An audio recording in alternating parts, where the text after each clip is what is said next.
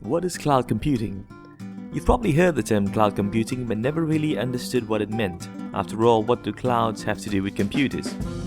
One way to think about the cloud is to treat it as another word for online. So storing your data on the cloud is just another way of saying you store your data online.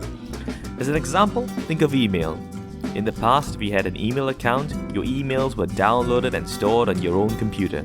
If you lost your computer, you lost your email. Now things have gotten easier. With web-based emails like Gmail or Yahoo Mail, your email sits on their servers and you can access it anywhere you have an internet connection. In other words, your email is on the cloud.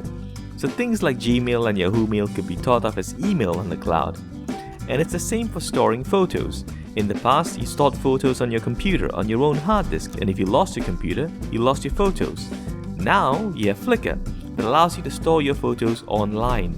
Or in other words, it allows you to store your photos on the cloud. Email and photo storage are just examples of the many things we do online these days. We have accounting software, video editing software, even word processing software, all operated through your web browser. With things like Google Docs and Office 365, we've even moved word processing and Excel spreadsheets online, so you can create, edit, save, and collaborate all your documents on the cloud. The only software you need installed on your own computer would be a web browser, and that's it. Now there are good reasons to do this. First, companies like Flickr, Microsoft, and Google are far better at keeping and archiving data than you. So it's far less likely that you'll lose your photos or documents due to a hard disk crash or a stolen laptop. Secondly, you don't have to worry about updates. Since the software sits on the cloud or on the cloud provider's servers, the cloud provider usually takes care of the software for you, including the updates and everything else. Lastly, its price. Unlike traditional software that you install on your computer, cloud offerings have a different pricing model. So instead of forking out 500 ringgit for a copy of Microsoft Office, you pay 29 ringgit a month. Sure, in the long run this works out to be more, but you can always cancel your cloud subscription after a month or 2 months or 3 months, but you can't cancel a CD that you bought from Microsoft.